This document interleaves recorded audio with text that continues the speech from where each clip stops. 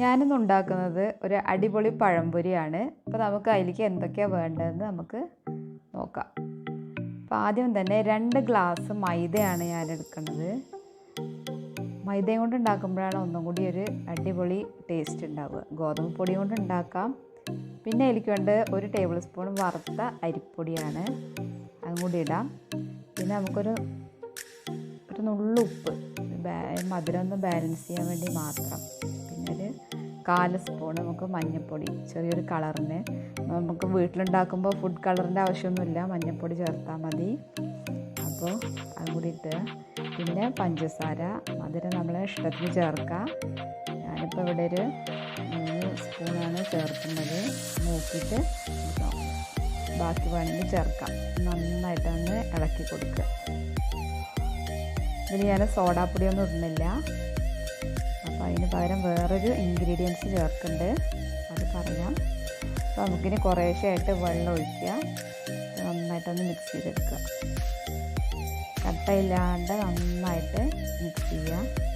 നമുക്കൊരു ദോശ ഇഡ്ഡലി ബാറ്ററിൻ്റെ ആ രൂപത്തിലാവണം, അധികം ലൂസ് ആവാൻ പാടില്ല. അപ്പോൾ കുറേശ്ശെയായിട്ട് വെള്ളം ഒഴിച്ചിട്ട് നമുക്ക് മിക്സ് ചെയ്തെടുക്കാം. ഈ ബാറ്റർ നമ്മൾ തയ്യാറാക്കി കഴിഞ്ഞാൽ ഒരു 5 മണിക്കൂർ നമുക്കിത് റെസ്റ്റ് ചെയ്യാൻ വെക്കണം. എന്നാലാണ് ഇതിൻ്റെ കറക്റ്റ് ടേസ്റ്റ് കിട്ടുള്ളൂ.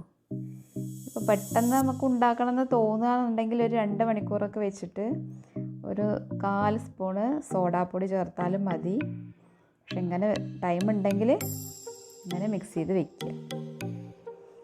അപ്പോൾ പാകമായിട്ടുണ്ട്. പിന്നെ നമുക്ക് അതിലേക്ക് വേണ്ടതാണ് ദോശ ഇഡ്ഡലി മാവ്. ഇത് തലേദിവസത്തെ മാവാണ്, പുളിച്ച മാവാണ്, അധികം പുളിയില്ല. അതൊരു 3 സ്പൂൺ ഞാൻ ചേർത്തിട്ടുണ്ട്. അധികം പുളിയുള്ളതാണെങ്കിൽ 1-2 സ്പൂൺ മതി. അധികം പുളിയില്ലാത്തതുകൊണ്ട് ഞാനൊരു 3 സ്പൂൺ ചേർത്തു. അപ്പോൾ നമുക്കതിൻ്റെ 5 മണിക്കൂർ മാറ്റി വയ്ക്കാം. പിന്നെ നമുക്ക് അതിലേക്ക് വേണ്ടത് നേന്ത്രപ്പഴമാണ്. അപ്പോൾ നമുക്കത് കട്ട് ചെയ്തെടുക്കാം. ഒരു അടിപൊളി പഴംപൊരിയാണ്, എല്ലാവരും ഇത് ട്രൈ ചെയ്യണം.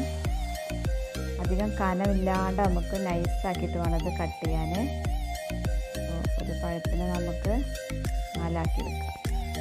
അപ്പോൾ എണ്ണ ചൂടായി ഉണ്ട്, നമുക്കതിൽ മുക്കിയിട്ട് ഓരോന്നായിട്ട് എണ്ണയിലേക്ക് ഇടാം.